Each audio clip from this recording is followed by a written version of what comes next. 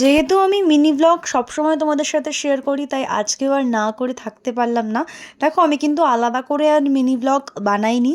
Long blog থেকেই যতটা সম্ভব হয়েছে কাটিং করে আমি এডিট করে তোমাদের জন্য আপলোড দিচ্ছি। আমার নামের নিচে এই প্লে বাটনে ক্লিক করলে তোমরা কিন্তু পুরো লং ভিডিওটা দেখতে পাবে। A to Z সবটাই কভার করেছি যতটা পেরেছি আমি।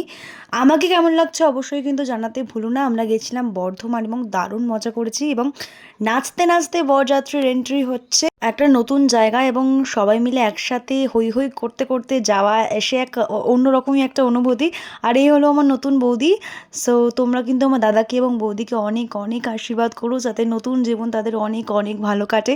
শুভ দৃষ্টি, মালা বদল, সিঁদুরদান, খই পোড়ানো সবটাই তোমাদের সাথে শেয়ার করেছি।